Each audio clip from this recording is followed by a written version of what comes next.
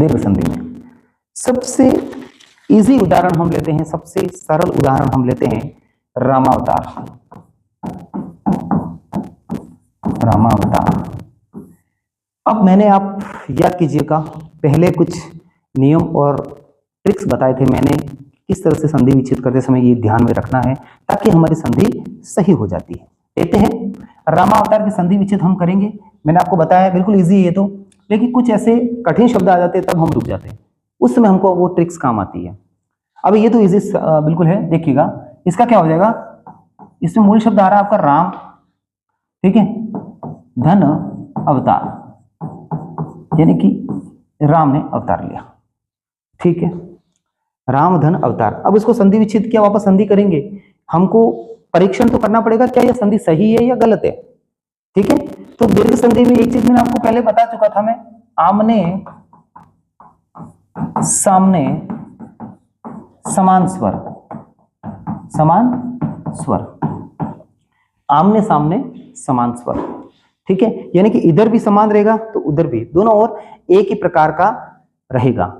बड़े छोटे से कोई फर्क नहीं पड़ता है, चाहे ई बड़ी है या एक ई छोटी है, ठीक है, ऊ इधर बड़ा है उधर भी बड़ा है, उससे कोई फर्क नहीं पड़ता है, सेम आना चाहिए, बिल्कुल आपका स्वर एक जैसा होना चाहिए। देखिए कैसे, मैंने पहले आपको बताई थी, एक ट्रिक्स बताई थी कि पहला पद की अंतिम वर्ण की हमको ध्वनि लेनी है। ये पहला पद है और ये दूसरा पद है। अधिकांश 2 पद होते हैं संधि में, कभी कभी 3 भी होते हैं, वो आपको बाद में बताएंगे। अभी इधर ध्यान रखिएगा, जैसे राम, तो मेरे को म नहीं उतारना, मैंने क्या कहा था पहले, आप याद कीजिएगा कि पहले पद की अंतिम वर्ण की ध्वनि लेनी है हमको। तो पहले पद का अंतिम वर्ण यहाँ पर आ रहा है म, तो म में आपका अ की ध्वनि आ रही है बिल्कुल, ठीक है, और दूसरे पद का पहला वर्ण जो है उसको वैसा का वैसा उतार लेना। तो बिल्कुल हमने उसको वैसा का वैसा उतार लिया, ठीक है। अब देख लीजिएगा अ के सामने अ आ रहा है और दोनों मिलके आ करते हैं, ठीक है। तो समान स्वर यहाँ पर हमको दिखाई देता है, हमको यहाँ पर समान स्वर दिखाई देता है, ठीक है, यस।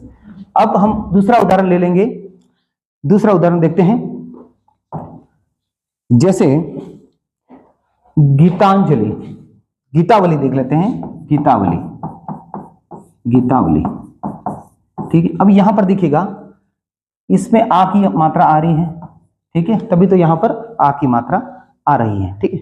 दूसरे में देखते हैं गीतावली, तो इसका हो जाएगा गीत धन अवली, गीत धन अवली, ठीक है, गीत धन अवली। अगला उदाहरण देखते हैं, कुछ कठिन उदाहरण भी देखेंगे लेकिन अभी पहले ये देख लेते हैं।